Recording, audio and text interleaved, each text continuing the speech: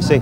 Yeah. Will, of course, your great rival, going well this weekend. Yes, Will is quick. Rantanen is also surprisingly quick. I think John Welsh, Thorholm, there's at least 8 or 10 drivers who can bag it. How dependent is it on the quality of the start you make? Oh, you have to make a super start, and you have to be very, very quick in your reaction, of course, on the red-green light, but you also have to have a good mechanical understanding what's happening when you drop the clutch. How do you drop the clutch? How do you feed in the throttle? Are you choking the engine down by being too quick on the throttle? And all these things has to happen in a split second. So I think my biggest advantage is the understanding of the machinery, how it works. He's never been short of confidence. Martin Schenker in action in this next heat.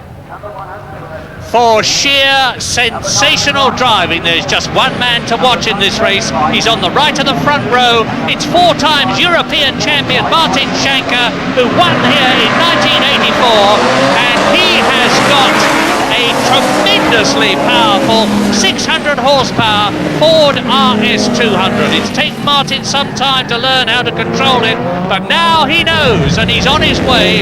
He is leading in the blue Sierra. Oops, and there's a real smite there. Thor Holm, the Norwegian, the 47-year-old Norwegian, number 16 in second position, but coming up fast, a man who is going to be a real star of the future, Guy Williams. There he is in the MG Metro. He started on the 3rd row of the grid. He is already up to 3rd place. He's chasing Thor Holm. There he is on the first lap of this 2.5 lap heat. And so it is Schenker leading in the RS200. Thor Holm in 2nd position.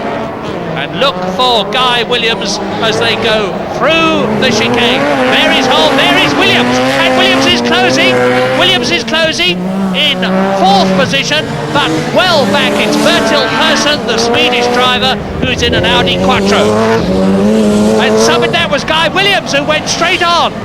Guy Williams in 3rd position, straight onto the depot, out of the race. And so I spoke too soon.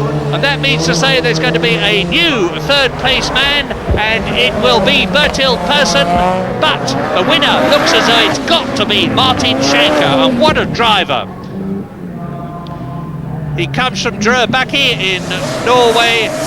He's a haulage contractor, an ex-ice racer, Group C sports car driver. He's a showman, he's a linguist, and he certainly goes in that car. He either wins or disappears at enormous velocity, and here today, now he is going to win, because he is on the last half lap of this 2.5 lap race. They start on one side of the circuit, they finish on the other, and Schenker now sprinting up Harewood Hill into Druid. Still Thor Holm in 2nd place, the store owner from Halden in Norway, 8th in the European Championship this year, but Schenker, who was 2nd in the championship to Matti Alamäki, wins the heat from Thor Holm. And that's the fastest heat we've had so far.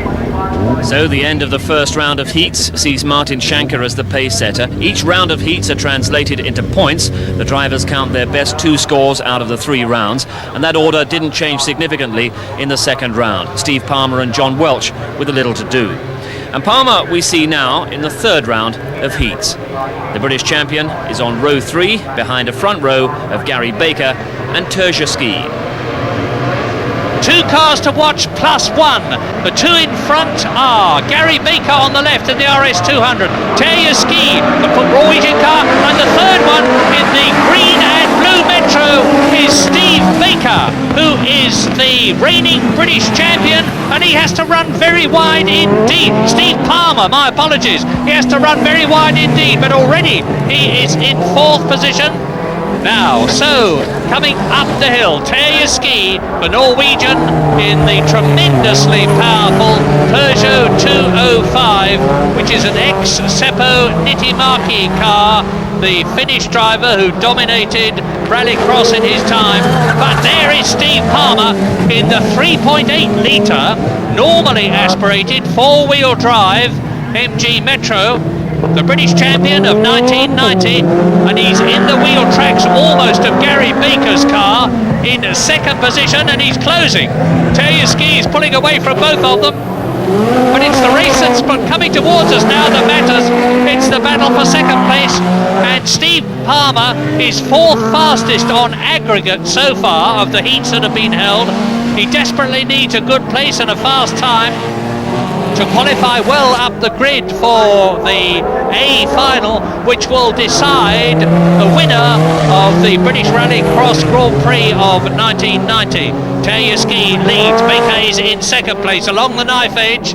For the second time they go, and now this is Palmer's opportunity as they come down to Hoppy's Drop, approaching it at just over 100 miles an hour, braking hard, running uphill a little, going down into third gear, then to second. Now the power goes down. They're both four-wheel drive cars, and Palmer's got his opportunity here, but Baker holds the racing line, moves out a bit, cuts into the apex of the chicane. Terjeski goes through. This is the last half lap. So Ski leads into the right-hander at Paddock Turn, down, tumble downhill. 100, number 100, Gary Baker. Now, can Palmer get through? Ski is going to win this race. It doesn't look as though there's going to be much doubt about that. And Palmer challenges and hits Baker, spins him out, goes through, up onto the grass, over the curbing. Palmer is going to take second place. He didn't do that deliberately. There's nothing that Baker could do about it. And as you can see, the front of the RS200 is very sadly deranged. Victory then for Terjeski's Peugeot, with Gary Baker limping home. A heat that didn't especially advance the claims of Palmer or Baker, but one that did show the competitive edge in these qualifying heats. John Welch now with his Vauxhall alongside the Ford of Barry Squibb on the front row for the next heat. John Welch on the left-hand side of the front row of the grid is sixth fastest on aggregate in his Vauxhall Astra. He needs a good win and a fast one, but in the process he has got to beat Barry Squibb in the tremendously powerful red Ford Escort, and it's Welch who leads on the run down to the right-hander at Paddock Turn. Welch leads then, with flames stabbing out of the exhaust pipe on the overrun from his turbocharged car. Barry Squibb is in second place. In third position, going up Halewood Rise, is Dennis Biggerstaff, and he's going extremely well. And somebody's hit the tyre wall down there. Biggerstaff, who's the second in the All-Ireland Rallycross Championship this year. And behind him is the man to watch for the future, Guy Williams. So, first, second, third, fourth, John Welch, Barry Squibb, Biggerstaff, Guy Williams, two MG Metro XR4s in third and fourth places, and Williams is losing that fourth position. He's lost it to another Irishman, John Maloney, in the green car, and Williams spins out. Well, Williams is 28 years old. He's got quite a lot of racing experience, mainly on motorcycles, and he just got a bit overexcited there, spun out and rejoins the race last. John Welch leads, Barry Squibb is in second place, and then it's the two Irishmen who are going at it hammer and tongs. In third position it is Dennis Biggerstaff. In fourth position behind him, John Maloney. Here's the leader. 110 miles an hour it is for John Welch as he goes across the knife edge, and Barry Squibb, the Torquay hotelier, is certainly not giving away anything to John Welch.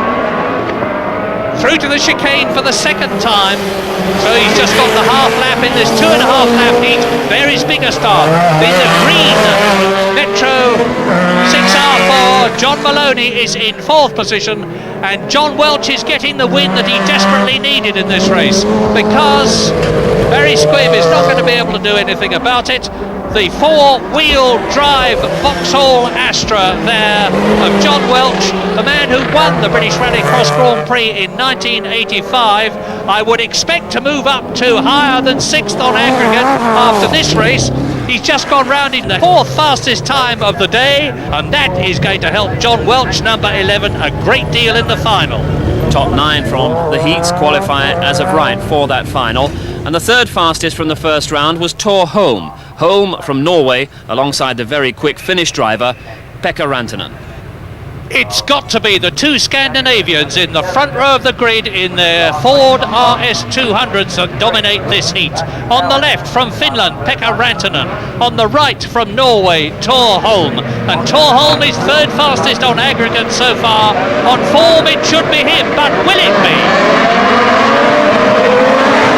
It's Rantanen that goes into the first corner first. Pekka Rantanen, 28 years old, from Klaukala in Finland, leads Thor Holm from Norway, and Rob Gibson comes up into third position from the third row of the grid in his yellow Metro 6R4. Four-wheel drive cars in first, second and third. Pekka Rantanen leads, Thor Holm is second, Rob Gibson is in third position. In fourth place it's Dermot Carnegie, the Irish driver, and they fairly hurtle across the knife edge. Now that is cambered down towards the bottom, and it's very, very easy to slide off that fast. Rob Gibson is closing up on the two Ford RS200s, but it's still Rantanen leading. Holm second, into the chicane. Got to be very careful putting the power down as you come out of here. It's very easy to spin out going into the paddock turn, and that's where the tyres can be forced off the beads of the wheels to let out the air and puncture the tyres, and that hasn't happened. And it's still Rantanen, Holm, and Holm won't be at all happy about this. 47 years old, he comes from Holden in Norway, 8th in the European Championship this year. Pekka Rantanen was 6th ahead of him. So although Holm has gone faster on aggregate than Rantanen here, Rantanen has got the form, but Holm is challenging. Rantanen closes the door as they go into Hoppy's drop. This is really close, and the person who gets to the chicane is going to win this race. The person who gets to the chicane first, because they are on the last half lap now. Rantanen leads. About 600 horsepower each of these cars have got. They've got slick tyres with racing treads on them. They're really putting the power down. Rantanen goes through the S's. Left, now right, uphill, Woodhill. This is Thor Holm's last chance, but he's blown it because he allowed the back of the RS200 to step out. He lost time. Rantanen went through very smoothly into Langley's gap. He's just got to keep the car going straight and true now, and he's going to win, and he does win. Pekka Rantanen from Finland wins in the Ford RS200. In second place is Thor Holm, and in third position was the Irish driver Dermot Carnegie in the Metro XR4. Now one more race to bring the heats to a climax, and quite a challenge for Will Gollop. Martin Schanker seems secure in pole position, but Gollop has this heat to try and catch him. Now there's just one man to watch in this heat, and it's the man in the front, Will Gollop, the winner of the British Rallycross Grand Prix last year and the year before. And for him, the time is absolutely critical because he is fighting for pole position in the final. This is what matters. Will Gollop has got to go round faster than 2 minutes 19.5 for the 2.5 laps to give him pole position in front of Martin Schanker.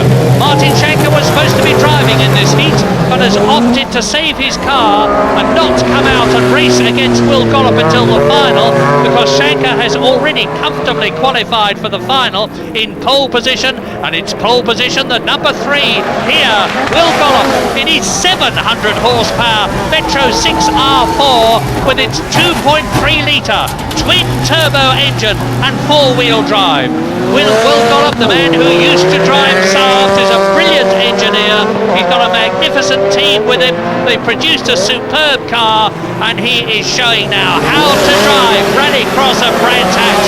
We are riding with him as he goes into the right-hander at paddock turn, and that is fourth gear, drops down, tumble downhill through the S's, up into fourth gear again from third. Watch his hands. No, you can't, because he's going into Druid's Bend in third gear, up into fourth through Langley's Gap. He is coming through now to complete the 1.5 laps. He's got a full lap to go. He's well on target for the fastest time of the day, and if he gets the fastest time of the day, it will give him pole position. He has not put a wheel wrong so far. Into Hoppy's drop, watch his hands. He doesn't use the clutch, just tugs at the gear lever, pushes it forward, pulls it back, up into top gear, the chicane. He approaches it at 110 miles an hour, goes back into second. Now he's on the last half lap. The seconds are ticking away, 1 minute 52 so far. Well, just for the record, Will Gollum is leading, Paolo Silvanoinen is in second place, and in third place is Trevor Hopkins. But this is the man that matters. Is he going to finish faster than Martin Shanker, his rival, and thereby take pole position? We'll soon know, because he's through Langley's gap. He's onto the knife edge for the last time. He's approaching the checkered flag. He takes it now. And Will Gollum's time, 2 minutes 19.7. He misses pole position by 1/10 of a second. Here are the top qualifiers. The heats are over, and now only the finals remain to decide the winner of the Motorquip British Rallycross Grand Prix. We'll have the finals of that Rallycross at 1:30. Meanwhile, as we head over a very, very bumpy section and back on the hill up to Druitt. And it's a relief to be back on the tarmac as he takes this tight line, hanging in as tight as he can before lining it up to the sharp left-hander into Langley's, and very, very bumpy. On the section over the finish line, we're on the knife edge now. And into Hoppy's drop. You can't see what happens the other side. Down we come. And back onto the tarmac for another very, very fast section. And you're getting buffeted about inside the car. Hard on the brakes now into the chicane. Tight line in and tight line out as we head back now to that entry into tumble down. And it's very, very rough, very easy to get sideways down the hill there. And he keeps another good tight line out. And really it's quite unbelievable how Will manages to keep it all together physically. He's hanging onto the wheel. He's got this very upright, urgent style of driving, and he needs to, because you need to really brace yourself all the time. But it's very, very bumpy section. They call it the knife edge. It's narrow, there's only one line through it, and you're straight into Hoppy's drop off the end of it. A couple of laps that give you a new respect for the handling abilities and physical strength of these drivers. 3 finals now to come. The winner of this C final goes into the B race. The winner of that qualifies for the Grand Prix final itself. The C final, first of all. Only one man can win, and that man will go forward to the B final. So who is it going to be? On the left-hand side of the front row of the grid, John Cross in his amazing Fiesta, but he's left by Gary Baker, and surging through goes the RS200 of Pat Doran from the third row of the grid, and it's Doran who leads. It's Doran who leads because Baker has plunged off the circuit onto the grass, out of the race. What a pity. And so now Pat Doran, he's come up from 5th position, 3rd row of the grid. He's leading the amazing Ford Fiesta 2.1 litre 4-wheel drive car, very pretty car of John Cross. And in 3rd position it is the Dutch Rallycross champion of 1990, Hans te Paas. But look too for the Astra that's coming up extremely well. It's in the background, you can see it now. But now into the chicane for the first time. Number 24, RS200, Pat Doran, and you can see there's a kerfuffle down there. And the man who has gone off is Christer Lindborg, the Swedish driver, well and truly out of the race in his 6R4.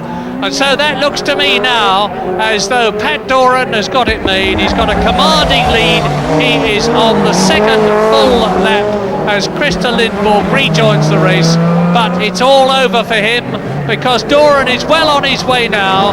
John Cross is in second position. His only hope now is that something will happen to Doran because Doran is on lap 2.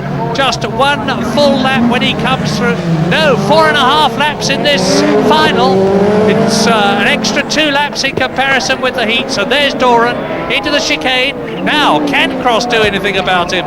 Because it looks to me as though the Fiesta is gaining a bit.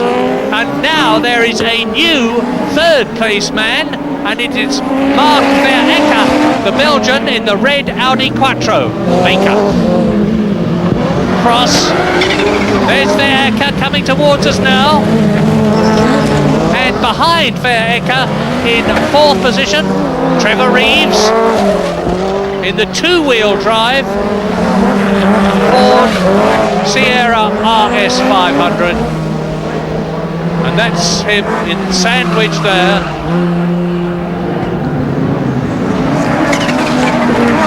Trevor Reeves with a bit hanging off the back of the car as Tony Bardi sprints through in that amazing Vauxhall Astra of his, 1600cc, 150 horsepower. The leader is Doran, Pat Doran. There's Verhecker in the Audi Quattro. Not so long ago, the Audi Quattro was absolutely unbeatable in Rallycross. Ole Arnesen won the British Rallycross Grand Prix in 1983, driving one. But now they're not even in the running. This is the car to beat amongst others. Pat Doran in the Ford RS 200. Engine behind the driver, a lot of horsepower, 4-wheel drive. And John Cross is still holding that 2nd position in the Fiesta. So it's Fords 1st and 2nd, but 2 very different Fords. The Audi Quattro in 3rd position. Trevor Reeves, there he is, with a bit of the trim hanging off the back of the Ford Sierra Cosworth, as the leader goes into the chicane for the last time. Well, John Cross is about 3 seconds behind Doran there, who swings wide through paddock turn, down, tumble downhill. That's the part of the course that's claimed so many cars with punctures here today. But Doran has got through unscathed. He's up Hailwood Hill for the last time. Into Druids Bend, 3rd gear. Puts the power down. Slides the back of the car out to the right. Through Langley's Gap, onto the knife edge. The packed cinders. And in the background, you can see John Cross's red-wheeled Ford Fiesta 4-wheel drive car, absolutely unique. He built it himself with a lot of help, of course.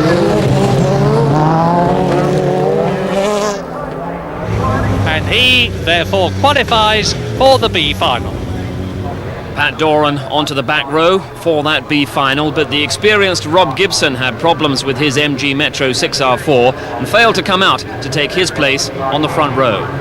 And that means to say that the Irish champion Dermot Carnegie in the red and white Metro 6R4 must be hot favourite to get to the first corner first. Behind him on the left, Mark Flaherty and Richard Hutton, both of them in 6R4s.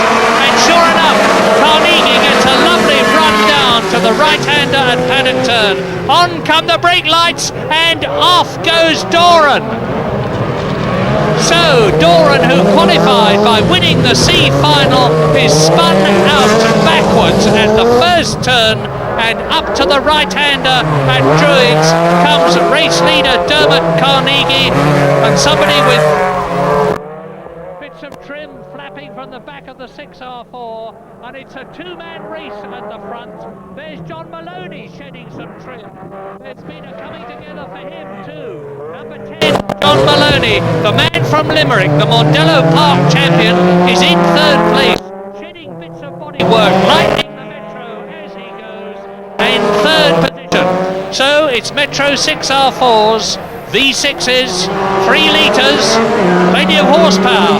1st, 2nd and 3rd in this B final 4.5 lap race, with Carnegie leading, Flaherty number 77 in 2nd position, and there is number 10 in 3rd position. And that, of course, is John Maloney. But here is the battle up at the front. 77 Mark Flaherty is really going for it. He's won 3 races this year in the championship, and you can see that Carnegie's bonnet is flapping. Flaherty 3rd in the British Championship. The BRDA class and clubman champion of 1990, and he's chasing the Irishman Dermot Carnegie, the All-Ireland Rallycross champion of 1990, and it's a close test. Carnegie 10 times the Irish autocross and auto test champion, and now he is into his third lap. It's a 4.5 lap race. One of these two men surely must win, because Maloney in third place in the green Metro 6R4, ahead of Dennis Biggerstaff, another Irishman. So there's 3 Irish drivers in the first 4 places, including the leader. Across the knife edge, that bonnet will be a bit distracting, but it's not worrying Dermot Carnegie. The adrenaline is flowing, he is in the lead. Sand and gravel contractor from Dublin, but Flaherty, with the Irish name, but he's not Irish, he comes from Wokingham, is certainly not giving the leader any rest at all as they go into the chicane. Maloney is being caught by Biggerstaff. There's quite a battle developing for third place, but it's nothing like the battle for first as the leaders plunge down, tumble downhill through the S's. There's Maloney coming through in third position. Now uphill would rise. This is tarmac, of course, into Druids. Carnegie is nearly losing the back, but he kept the power on beautifully, balanced the car.